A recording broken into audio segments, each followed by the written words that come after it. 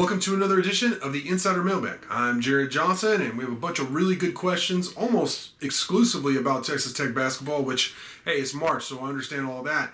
But let's dive right into these. The first one comes from Seaballs20, who asks, what's the longest Tech basketball home winning streak in program history? He said he knows, Tech was at 20 going into the Kansas State game. They finished undefeated, 18-0, so they finished the season with a 21-game winning streak. But what's the all-time longest winning streak? Well, what I could find, and you could look it up on Texas Tech Athletics, like their website, under the media tab, it lists all the. It's a huge records book of like about everything. And what I could find was a 32-game winning streak that stretched from the 1939-40 season to the 41-42 season. So it spanned 3 seasons, and there was 2 seasons where Tech actually finished undefeated at home. And in those 2 seasons, 1939-1940, 1940-1941, they finished 21-0. So, and then they started the next season with an 11-game home winning streak before finally dropping one to the Phillips 66ers, like their second team. Or their second game. I don't know if it was a doubleheader or what. It was 1941, or 42. So, bottom line is 32 wins at home in a row back then, which is obviously a really impressive feat. So Tech has some work to do next year if they want to reach it or overtake that record. But man, 32 games in a row. I don't care when. I don't care who you did it against. A lot of it was border conference wins, to be honest. And Tech was in the border conference back then, and there were some good teams in that conference. So it was very impressive, and they must have been pretty dang good back then. All right, next question comes from J. Luke Raid, who says, why does Tech men's basketball lack the ability to win games on the road? Well, I mean, when you compare the record at home, 18-0, to the road record this year, 3-6, I mean, that's a legitimate question. The weird thing about it is Tech has, like, you'd expect the road wins to come against maybe the bottom tier of the Big 12, but no. Tech has road wins at Baylor, one of the best teams in the country. I mean, they could defend their title this year. I mean, they really could. At Texas, a team that's been ranked in the top 25 all year, going to the tournament. And then at West Virginia, a team you just, no matter how good you've been in your history, you really just don't beat them there. It's a good program. Their style, aggressive style, and physical play, and just it's a long trip. All that, good home court advantage, great crowd there in Morgantown. It was just your second win ever over West Virginia in Morgantown. I know you haven't played a lot, but still, the only other win came that year that Tech made that run to the national championship game. So I don't think that's a coincidence. But what I do think is funny, like I said, I mean, you've lost at Iowa State. You were shorthanded. It was a close game. You lost at Kansas in double overtime. I think you should have won that game. You kind of blew it late in that first overtime. But still, it was a very competitive game in a very difficult place to play. So you kind of look at it and you think, why is Tech struggling on the road? And some people have thrown out, whether it be on the board or just in conversations with people, look, Tech seems to play really good, obviously, in front of their crowd, this great home court advantage, but also just anywhere there's like an amped atmosphere. Like I said, they played well at Kansas. That was a big game, great atmosphere. They played well at Baylor, big game. Played well at Texas, big atmosphere. A lot of Red Raiders at both those games, too. West Virginia, you're a better team than West Virginia, but also, that was like a big game and a big time of the year. Like, you needed to win that game. So at Oklahoma, where you got smoked, probably the worst game of the year, a very small crowd. TCU now, that's the outlier, but you can make the argument you haven't been playing as good lately. And TCU's, they're beating folks, not just Texas Tech right now. So when extrapolating, to the tournament, of course, Texas Tech lost to Gonzaga in Arizona, but then they, defeated Tennessee, a tournament team, a ranked team, at Madison Square Garden. So we'll have to see how they do with the tournament, and where they'll play and all that. But, this team is good enough, it's deep enough, plays good enough defense normally to where they can win away from the USA. They just don't, they're not going to have the home court advantage, obviously, that they've had. Now, that being said, Red Raider Nation travels, right now, it's traveling as good as anybody in the country. I mean, so I expect Red Raider Nation Road Raiders to show up in force, whether Tech plays in San Diego or Fort Worth or Indiana or whatever. So it's going to be interesting to see if okay, is this really a thing? Do we really believe that it's just that Tech was really tough at home and not so tough away from the USA, the United Supermarkets Arena? We'll have to see. I'm still skeptical. I mean, the results show, yes, they're much better at home, but in terms of they can't win away from the USA, I'm skeptical of that. I think they can. I think they will. But they got to prove that out. So that's definitely a legitimate question. Saddle Tramp asks, why has the men's basketball team lost their fire and edge? Well, I'm not sure they have. They're not playing as good as they were a couple of weeks ago, but again, they've won, 5 of the last 6 games, 8 of their last 10 games. So and they won their last game as of the taping of this.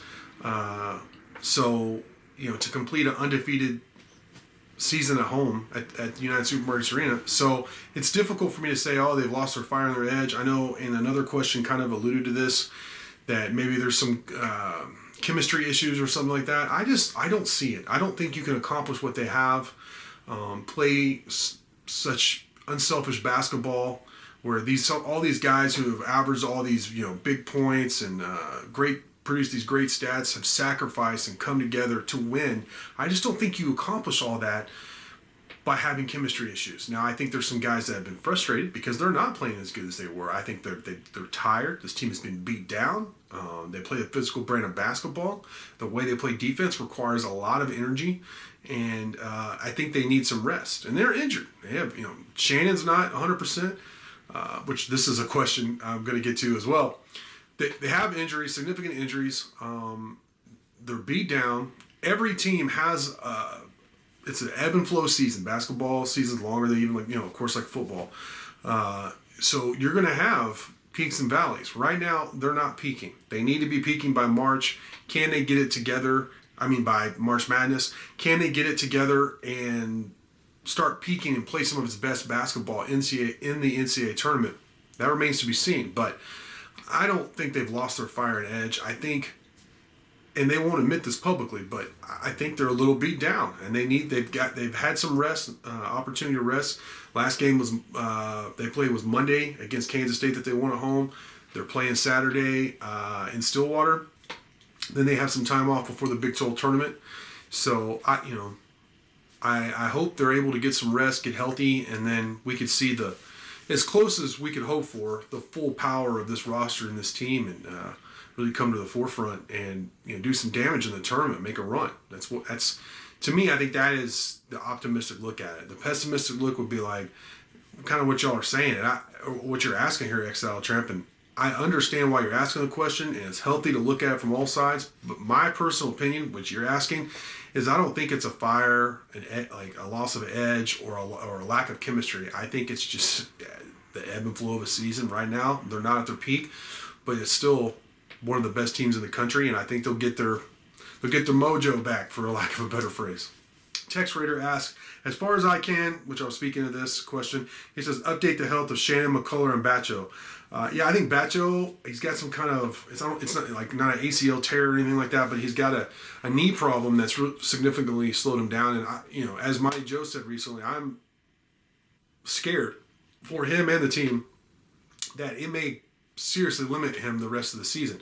Maybe they rest him till the tournament and he can go and he can give you that athletic, lengthy rim protector that Tech needs. But if not, KJ Allen's going to have to step in and play more minutes. He's played well in some ways, but on the switching perimeter defense, he doesn't give you as much as Bacho does. So and I don't think he's going to be able to improve in that area necessarily this year, maybe in the offseason. But that's definitely something to watch as Bacho. Now, Shannon, he seems perpetually beat up in some way, back problems, some whether it be in also ankle, leg. He seems to always have some problems. I don't think he's going to be full 100%. Not many guys are at this point of the year.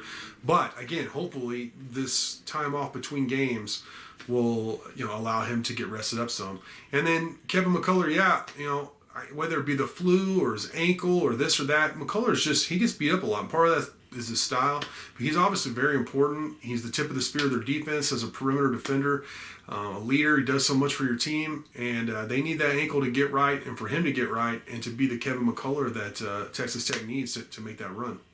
Tech Freak asks, how much does head coach Mark Adams, care about the Big 12 basketball tournament? Does he start younger guys to get experience? I don't think he'll start younger guys to get experience. It'll be interesting to watch his substitution patterns, but he subs a lot anyway, so he plays a lot of his bench. I don't know, because publicly, even Coach Adams, who he's about as sincere a coach at a big time college program in any sport you're gonna come across, you're gonna find, which makes sense in being a native West Texan, Texas Tech graduate, all that. But, for example, Coach Beard, and I know some of y'all don't even want me to say his name, the previous coach would say how much he cared about it, but then the team never played like that. Like, they played great in the regular season for the most part, and then they make a nice run in the tournament, the NCAA tournament, but in the Big 12 tournament, they always seem to get bounced in the first or second game. So I don't know how much the committee actually puts weight on these games unless you run all the way through, like if Tech were to beat Oklahoma State and then win the Big 12 tournament championship, I think that would probably get them a 2 seed. But barring that, I don't know how much it's going to affect their seeding. We talk about it every year, and every year it's proven out that they just don't put a lot of weight. The committee doesn't on the conference tournaments. So if it were me, I'm not sure. It's hard to say I don't want to win this game, because I don't know if you play like that. But maybe, I don't know about starting younger guys, but maybe the substitution patterns will be heavier for younger guys getting some playing time, like you asked about, Tech Free. Jay Mizo says, JJ, do you feel like we need to win a game in the tourney to secure a 3 seed? Do we have to wait and see the outcome first against Oklahoma State to have better clarity? Yeah, and that's what I was talking about. No, I don't think Tech needs to win a Big 12 game to secure a 3 seed. They're a high 3 seed last I saw. I know this is fluid, but meaning that they're closer to a 2 seed than a 4 seed right now. Now that could change. I think if you beat Oklahoma State in Stillwater, you are at least a 3 seed. You've secured at least a 3 seed. Now, if you lose to Oklahoma State, you could drop back. Now, I don't know if you winning 1 game or 2 games in the Big 12 tournament really helps that you secure or stay at the 3 seed. Now, if you beat Oklahoma State, like I just said, and run through the Big 12 tournament, win it all, I think you are a 2 seed. I mean, even the committee, who doesn't seem to put a lot of weight on these conference tournaments, they can't ignore that. So that's really how I see it. Is barring a big time run, no, I don't think so. And I think there is a chance you could lose in Stillwater, lose your first game in the Big 12, and still be a 3 seed. Now, what region they put you in, that's a question, I don't have an answer to. You have to see. But we'll have to wait and see for Selection Sunday. But to me, a lot of things will have to happen for you to either jump up to a 2 seed or fall back into a 4 seed. It really appears to me that they're going to be a 3 seed. All right, Raider fan JC says, there's also a lot of talk about TJ Shannon and how he should not come back next year or he should find somewhere else to play. He's talking about talk on message boards and social media, stuff like that. He disagrees in a colorful way. He said if Shannon wants to suit up in red and black for another year, they should embrace it. What do I say? Of course. Shannon, he's a very athletic guy. He's a highlight reel waiting to happen. He's capable of putting up 25 points on just about anybody. He's a good rebounder. He's a good help defender. Pretty good on the ball defender compared to some of the other Tech guys. He's fair. He's good. But he's a very good help defender. Definitely plays his role. And that he's selfless in that way. He's selfless in that he's agreed to come off the bench. He's competitive. There's a lot of good things about Terrence Shannon that you absolutely want back. Now, the knocks on him, he's a competitor, so he wants the ball at the end of games. We've seen that, some frustration with how things have played out for him. Sometimes he shows a poor feel for the game.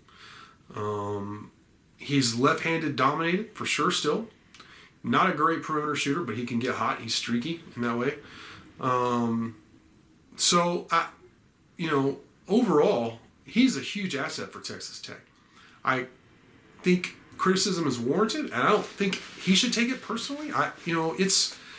it's big time college basketball, and he's on a big time program. He's a central figure on a big time program. When he doesn't perform well, he's going to be criticized, and I don't think that's necessarily a bad thing, or I think people are crapping all over their guys. It's fine.